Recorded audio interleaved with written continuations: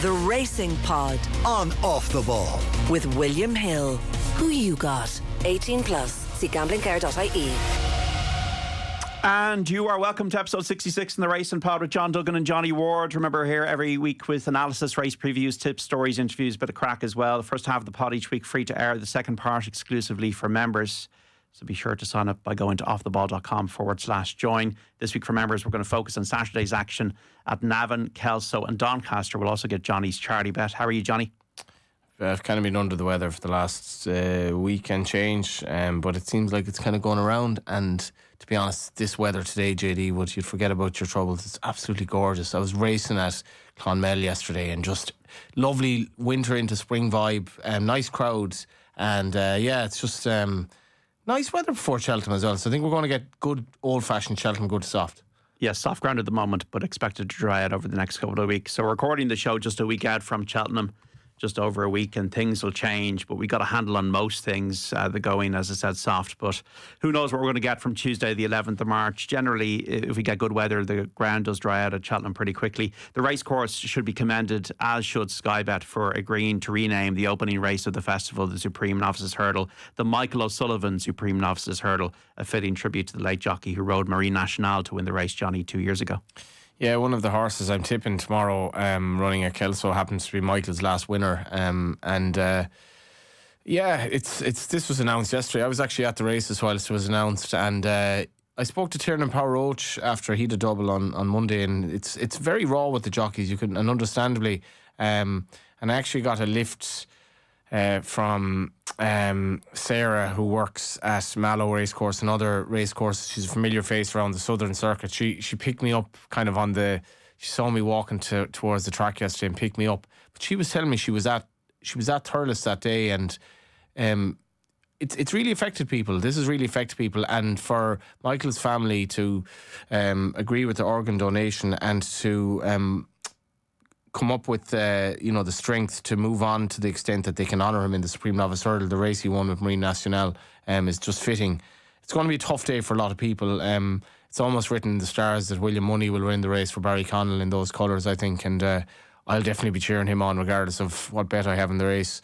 But it's hard. It's just a beautiful thing to happen. I thought he might be honoured in some way at Cheltenham, and this is the best way, I think. Absolutely, completely agree with you.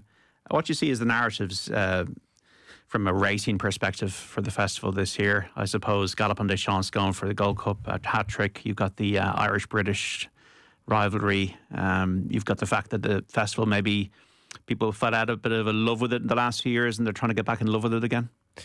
Yeah, and the whole sadness around Michael, I think, that will be felt at Cheltenham. Like, the Irish people will go over. An awful lot of people knew Michael, knew the family, and I found it hard enough to move on to racing straight away afterwards. And I think this will be the Cheltenham that will be remembered as the one the year that Michael passed away. And notwithstanding that, JD, it does have challenges, Cheltenham. And I've spoken to people where, one of my first Cheltenhams, I remember the Racing Post. The front page of the headline on that Tuesday was the greatest show on earth, and I couldn't agree more. It was just, I was absolutely buzzing for it. And maybe it is as you get older, and so on, and sport changes in terms of getting older and what it means to you.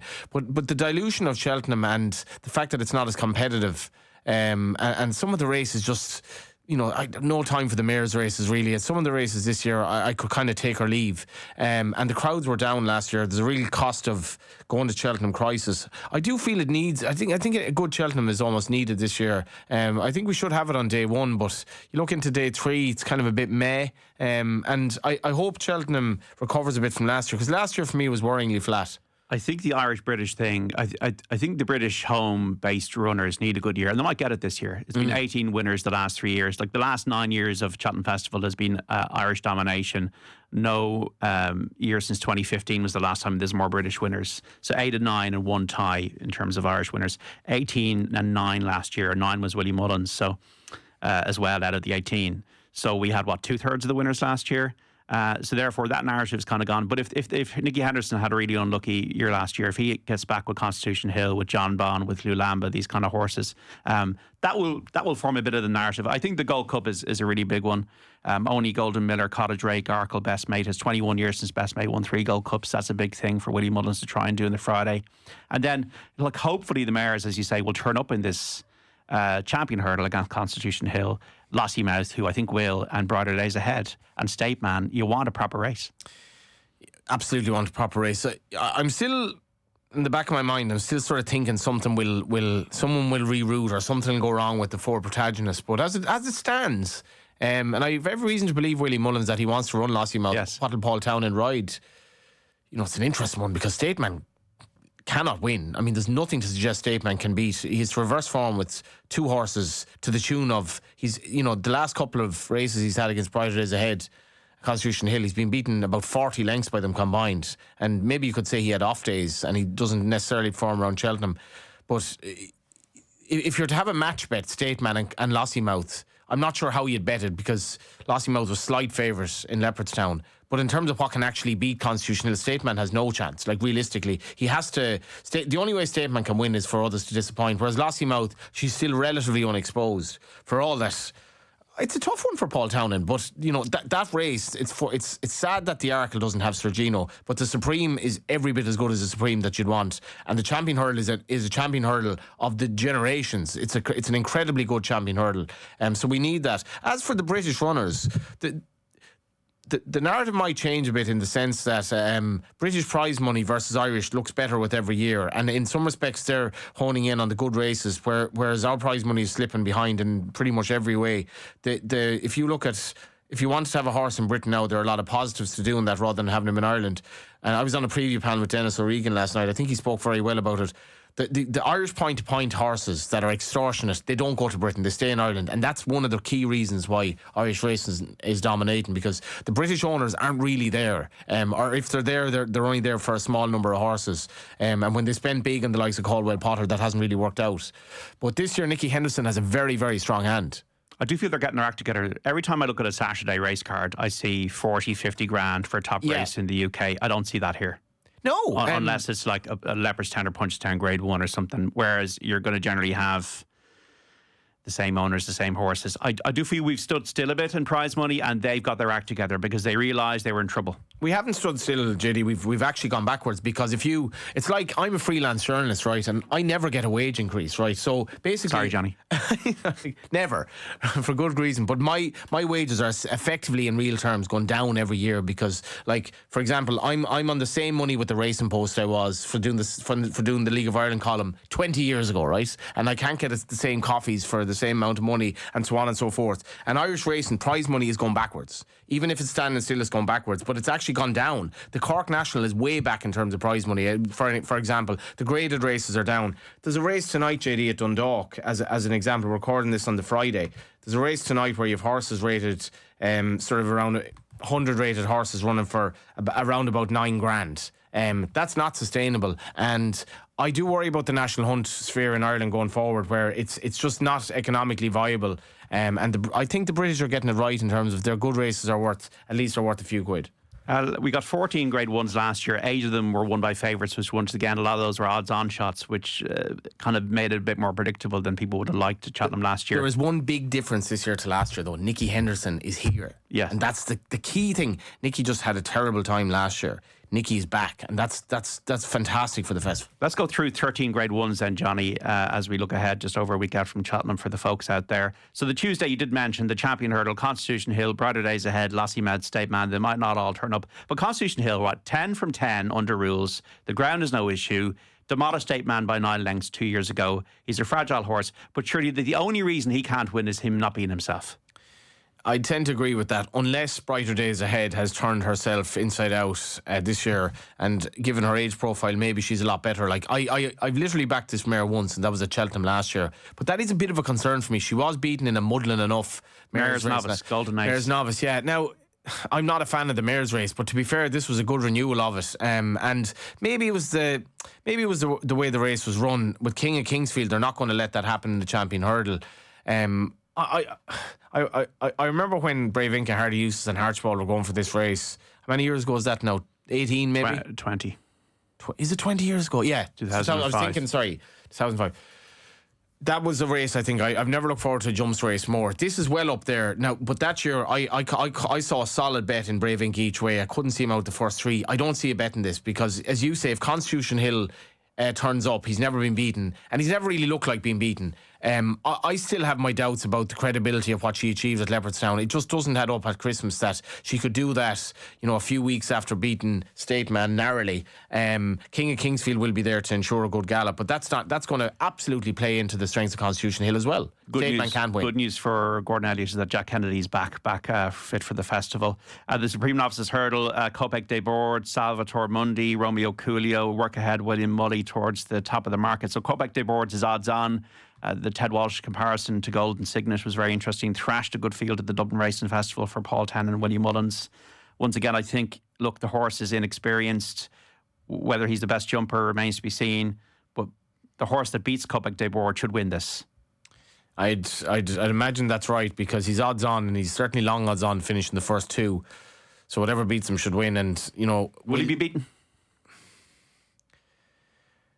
If you're going to pick one against him, who would it be? Yeah, it's a question of whether you want. I do feel there is ample opposition here, and he's. I was on a preview panel last night, and Richard Finnegan, who organised it, made a good point. He hasn't beaten any of these horses.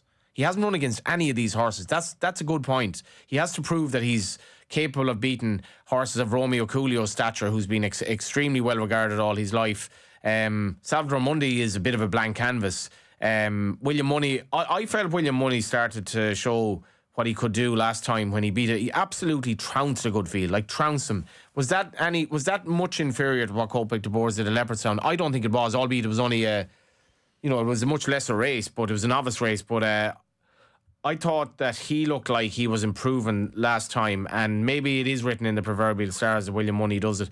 Copec de Boards is he has to deal with it's the first race of the festival. There'll be a lot of hullabaloo. A lot of hullabaloo. Everyone's in great form. The weather hopefully will be nice, and they'll be looking forward to the best champion hurdle in years. There will be some buzz for this race. It's the Supreme, and it's a small negative. I wouldn't be confident laying him, but at the prices, I'd go with William Money. We spoke to Sam last week. He's been very well backed, but I'd probably go with him each way. Don't discount Copec de Board making it in the style of. Was it Classical Dream? Yeah. I think under Ruby Walsh a few years ago. And Champion Fever, actually, who looked a horse I couldn't see, and he was well backed, and he looked a horse who wanted about 3 miles. Copec de Board looks like he could do any trip. Arkle Chase Smashborough has got the engine of a Ferrari. He is the real deal. He won a hard triumph hurdle last year. He's still learning about jumping. That might be his biggest obstacle in the Arkle Chase, but he doesn't have Sergino for opposition. Is he a penalty kick? I can't see any negative in him, and I suppose it's the one real negative of the festival that Sergino's injured. This would be, you can imagine the big three races on day, but even so, we'll thankful for what we have. And I feel his performance in the Triumph last year on the ground, given his inexperience, was absolutely exceptional. He's a fantastic horse to jump. I just don't see what beats him, JD. If you wanted to bet in the race, I'd just put him into an ACCA or something like that. And I would implore the bookmakers, let's go back to the old days. Let's invite people to get involved on the Tuesday. Let's take on these short price favourites. Certainly Copec de Boards is a horse that should be taken on at the prices. I wouldn't be taking on this guy though. The Mayor's Hurdle. Let's just take Lassie Mouth and Brother Days Ahead out of it. Golden Ace, will she stay? She might end up being in the Champion Hurdle for prize money. Don't know if she stays. July Flowers in there. Cargeezy needs to settle better. Jade de Grugy, Johnny, I think looks a good bet, to be honest. She won nicely at Punchestown. She'd come on for that. She would be better suited by this 2.5 miles than she was when she was fourth in the Mayor's Novice last year. I always read stable tours and comments because you read between the lines, and I feel they really like this horse, the Willie Mullins Yard. I think this is one of my bets of the meeting, Jade de Grugy in the Mayor's Hurdle. Yeah, and I suppose this is my problem with the race. She was beaten 4 lengths behind Golden Ace in fourth last year in the Mayor's Novice. Now, it was a good renewal of the race. That was a race in which Dice Sardinos obviously was a late scratch. And this year she was good beating Mousy Brown the last day, and she looks like she's coming in good nick. But this race should be at the Punchestown. It should be somewhere in Ireland. There's no place for it. even if you take the big two out, and please let them not run in this, it's just a race that doesn't float my boat, and it's a good advertisement for why the mares races don't really work. If they do show up, I'm going to actually, looking at the prices here now, I'm going to give Dice Artinos one more chance because she was hotly fancied for this race last year. She did develop a problem. She has had problems, but she was third to Burdett Road in the Greatwood when she was extremely well fancied off 131. That wasn't a bad run. Travel a little bit too fresh in the race. Fergal O'Brien is on the record as saying this is the race she's going for. William Hill's price here is 25 to 1, and there is 133 to 1 available as well if you can get it. But on her best form, she should be in the first three. So you're looking at her coming back to something like her best, and she is fragile, but if she turns up, I'd be very, very happy to back her each way. On the Wednesday, the Champion Chase, the Queen Mother is the feature. John Bon, Gaelic Warrior, Marine Nationale, Solness, Ile Francais and Urgemin all declared. John Bon once again has won 12 of 14 starts over fences, second on the other two occasions. The ground's not an issue. He can get buzzy, but he's got a lot of zest as well. Perhaps poor value at the prices, but I think he deserves it, but that doesn't mean he's going to win. Yeah, I actually don't think he is at his best at Cheltenham. Like, you know, he's been for me, he's never really been hugely impressed with Cheltenham. Got absolutely floored in the Supreme Novice by a certain Constitution Hill, and he's an amazing record, this horse. You know, he's a brother to Duvan. He came along just after him, and you know, at this level, for all that he's not a superstar, he's been exceptionally consistent. I just do worry about him. He's the type of horse I'd definitely be taking on as a bookmaker. With what would you be taking on as a punter? Well, there's a very interesting angle to it now, in that El Fabiola has been declared at Navan tomorrow, which is extraordinary stuff. I wasn't expecting that at all. Now, what for example, I'd be mad against him tomorrow over 2.5 miles in heavy ground. But if he turns up tomorrow, forget about his season so far. He fell when he was seemingly well fancied, although I'm not sure he was at Leopardstown. But he was 2-9 in this race last year. He was 2-9. You couldn't see him beaten. People said in the preview nights beforehand, he's the type of horse you don't expect to fall, even though he does make mistakes. What would I go with each way here? I'd actually probably go with Marine Nationale, just because I think he is coming to hand. He won the Supreme. I liked his run at Leopardstown the last day. Big thing for him is conditions. He's going to get his conditions. I agree with you. I think he's a spring horse. I think the sun is back, decent ground. I think he'll come to himself after the second. And he definitely likes Cheltenham. Yeah, he'll come to himself after the second at the Dublin Racing Festival. I think the reason why I like him is because I think whoever's in it, I think they're going to cut each other's throats up front. You got John Bonnet, Ile Francais, if runs in this, like, he'll go off at a massive clip. Solness, we know that they want to run him this way, where he's aggressive out in front and they're going to try and burn off his rivals. They're all sitting ducks to set up for something. That could be John Bon, but I think Marine Nationale each way is definitely one to watch. Gaelic Warrior, don't know if you can trust that horse, but so impressive last year at the festival on soft ground in the Arkle, but flopped at Leopardstown last time out. And Urgemin is now, 11 years of age, dual champion chase winner, needs cutting the ground, beaten up by John Bon last time. Maybe Ile Francais is the one man of the field, but I think Marine Nationale each way for me. Yeah, but as you say, if Solness will run in this, like, there's literally one way he's going to run. He's not going to be ridden any other way, and if Ile Francais takes him on, that's well and good. Tactics are massive in races. Like, there was a horse at Clonmel yesterday, well back favourite in a 2 mile claimer. He'd no chance after 2 furlongs because he was taken on for the lead. He literally had no chance, and it's massive in this race. You know, with Marine Nationale, and to be fair, John Bon, you know that it won't matter. Gaelic Warrior, he was very good in the Arkle last year. I still have serious reservations about him. The one thing is, you're getting a far, far bigger price now, and he's the type of horse that could come alive and be backed on the day like last year. Turner's Novices Hurdle on the Wednesday, Final Demand, the New Line, the Yellow Clay, all in this one. Final Demand showed a strong turn of foot to win well at Leopardstown at the Dublin Racing Festival, yet to run on quick ground. The New Line is 4 from 4 now, owned by JP McManus, possibly the best horse Dan Skelton's ever had. The Challow Hurdle winner at Newbury earlier in the season. The Yellow Clay, an improving type, probably his best display in the Lauders the last day. Didn't appear, though, to appreciate the hill for me in the bumper last year. Now, maybe that's because he was inexperienced and wants a trip, but this is not an easy one to work out for me. No, and again at that preview night last night, I think Dennis O'Regan is of the opinion that there's a bit of mind games between Willie Mullins and Gordon Elliott as to who goes where in terms of this race and the Albert Bartlett. Like, being honest, there's no real need for a 3 mile novice race at the festival when you have this. You could run the 3 mile horses in this. I'm not mad on the Albert Bartlett for horses anyway, and I think this year's Albert Bartlett is going to be quite weak. But you could make a case for, if you got rid of the Albert Bartlett, you could just, this is a fairly tough race as it is, and it's not the Supreme. It's very different to that. I mentioned Duvan earlier and John Bon. They were the only two horses from that dam, and they're still two of the best walking the parks after all of these years. Final Man might be the next big thing. He reminds me a lot of Denman at Leopardstown. He's a massive big stride on him. He's a beautiful looking horse. I thought that was an extraordinary performance. I was mad keen to take him on at Leopardstown on the basis that he just won a maiden hurdle. He absolutely demolished them. He's one of my bets of the week. The Brown Advisory Novices Chase on the Wednesday, another Grade 1. Ballyburn was the most impressive winner for me at the festival last year. I think if he settles in the race, he wins. He finished well to win at the Dublin Racing Festival last time. You got Dancing City in there, like a classic type for this race, like in that he jumps and he stays and he gallops. Better Days Ahead will love the hill as he did last year. But Ballyburn should be winning this, Johnny, if they think he's a Gold Cup horse next year. I'd agree on the face of it. At Kempton, I was looking at my screen. I was like, are we really getting 7-4 to back Ballyburn here in any sort of a race? You know, in what was a 2-horse race, and maybe Sergino is just an absolute freak. Whatever price he was in the exchanges, he was very, very easy to back that day.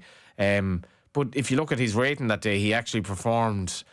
Maybe Sergino probably is a complete freak, and he didn't look like he was really enjoying going right-handed on the day. His jumping wasn't that great. His jump at the last was real X-rated stuff, and he probably didn't run that badly in the circumstances. In beating Croke Park, I was at Kilbeggan when Croke Park was beaten about a dozen lengths in a bumper after costing nearly $500,000, and I said, what have they done here? He's thrived as a chaser. He's a very solid yardstick, and I love the way Ballyburn finished at Leopardstown. Going left-handed back at Cheltenham, I don't see any negatives. He should win. The bumper is on the Wednesday, the final race. You got Game of Inches, Copacabana, Wind Beneath My Wings, Calypso Chance, Bambino Fever, all near the head of the market. This is always a race that has a lot of horses with untapped potential. It's not a race to be heavily involved in if you're a punter. Patrick Mullen's decision on who he rides, whether it's Copacabana or Game of Inches or something else, is going to be crucial. Bambino Fever, Jody Tannend will probably ride that. Ooh, horses that won last time out, folks, I think are important to follow in the bumper. And it could be even an unexposed horse. And don't be afraid of a Willie Mullen's second string. Look, I don't know the answer. Do you know the answer?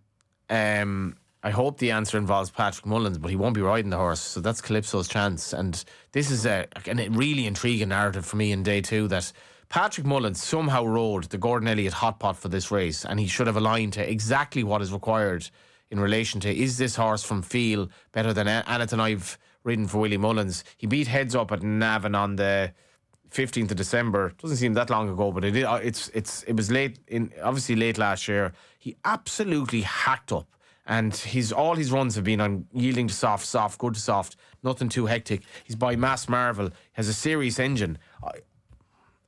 There's no way this horse would be. He's available at William Hill 7-1. There's no way he'd be that price if he were trained by Willie Mullins. I don't really get it. I backed the two of us backed Fernie Hollow getting the trumpet out in this race, and was it 2020? This is my lucky race. I've never had the Stayers Hurdle winner, but this is my lucky race. I had Harry Moddy in this. Wow. I had Dunguib. I had it was a Silver Concord. Yeah, they were all like backable prices. That's the thing about the bumper. You will, unless if there's an absolute machine in it, sometimes there is, like Facile Vega and American Mike were very high that year. But these horses are not designed for bumpers. It can be a very messy race. So I'd be inclined to look at a bit of value. Now, Calypso's Chance is actually relatively at the head of the market, but he's 7 or 8 to 1. Like, this horse looks an absolute monster to me. Willie's horse, maybe the best one emerged last week, but I don't know. This would be one of my bets of the week. Off the top of my head, I don't think Michael O'Leary's ever had the bumper winner at Cheltenham in the champion bumper. Which is funny because he often goes home before the bumper if he's racing, even if he has a runner in it. He's no interest in bumpers. But Calypso's Chance is a massive chance here. He also has Jalan Dudares in the race. Yeah, third last year. I can't have him again. On the Thursday, the Grade 1, we've got the Ryanair Chase. I mean, the problem with this one is you don't know who's going to run. Factifile, Protectorat, Spillans Tower. I can't have Protectorat at 10 years of age now. He must have soft ground. Just a horse I've never been really warmed to. Factifile, I thought, like last year, he was fine getting with the 3 miles in the Novice Chase, the Brown Advisory, but then he won the John Durkin, and then it looks like he has been fading over 3, or not as effective over 3 as he might be over this trip. As Yellow is consistent, but if he's winning this, forget about it. Esplan's Terre might not even run. They might be minding him at 7 years of age. So, look, you have to see what turns up, I suppose.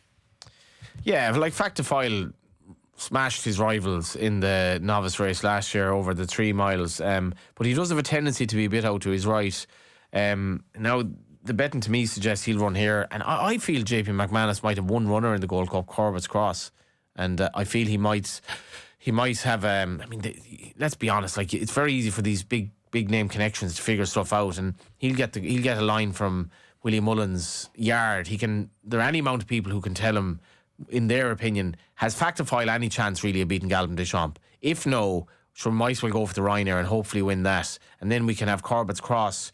To be fair, was very good at Cheltenham last year as a hopeful shout in the Gold Cup. I think that might happen. Spillane Tower, I actually meant to ask Jimmy Mangan yesterday, but I think he's not going to run at all at Cheltenham. So this would be best left Factifile. I do feel he'll be one of the bankers of the week if he runs. Stairs Hurdle, Tiahupu, home by the Lee, lucky place. Tiahupu won this last year, but seems skinny enough for me in the betting. I think he needs soft ground. What happens if it turns up good? Home by the Lee is 10 now, has won both of his starts this season, so it's form versus track form in the race, 6th and 3rd in the last 2 Stairs Hurdles. Lucky place, very interesting for me, very interesting in that he's never raced over 3 miles, but he looks as though he'll relish it. He was 4th last year in the Carl Cup, and the stable was out of form. Nicky Henderson's yard. He acts on all ground. He's won both of his starts this season. You've got the Wall Park, Rocky's Diamond in there. A lucky place for me each way, Johnny.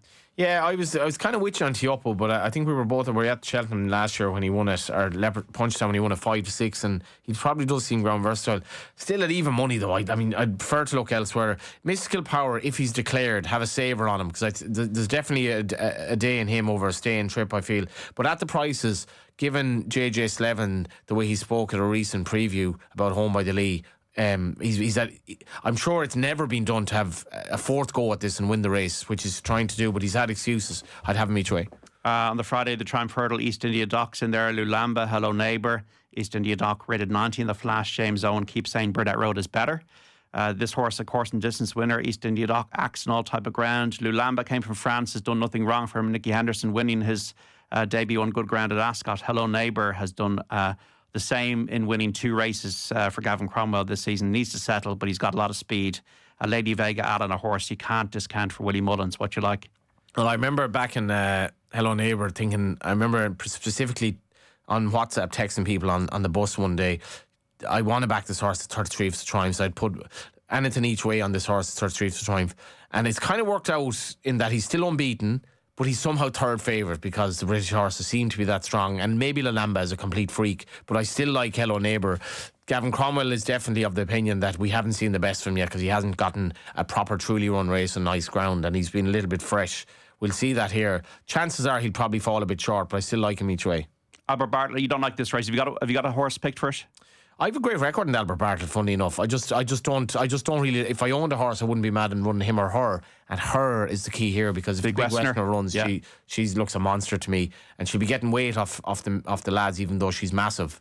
I actually feel she'd be a great bet if she rocks up in this. JetBlue is a course and distance winner in December, trained in France. Don't forget, folks, here you got 2 massive price horses in William Mullins' yard: Fishery Lane and Sands Victorious. Sands Victorious 4th, Fishery Lane 5th. The bumper last year. I think they're 3 mile stay all day horses, and I wouldn't discount them in this race. If they turn up, Jasmine DeVoe as well might be in this one. Okay, the Gold Cup, is it less pressure on his jumping over this trip? Galopin des Champs, is it going to be history made? Yeah, it's only Banbridge, surely. Yeah, and in fairness, as Brendan Duke said at a preview last night, we are talking about the King George winner against Gold Cup winner, so we shouldn't crab the race that much. And Banbridge, it's massive that this isn't heavy ground, because or even soft, or even soft. Like, it's massive. We really do need Banbridge in this race. Like, I maybe it's just me getting older, but I'm not that excited about the Gold Cup because we've a very short price favourite. And after the John Durkin last year, when he was 3rd behind the 2 McManus horses, you're like, when Fast or Slow was still on the scene, this is going to be an unbelievable year. Obviously, the 3 of them now, I don't think any of them is even going to run in the race. I know the way you're thinking is seemingly not going to run the race.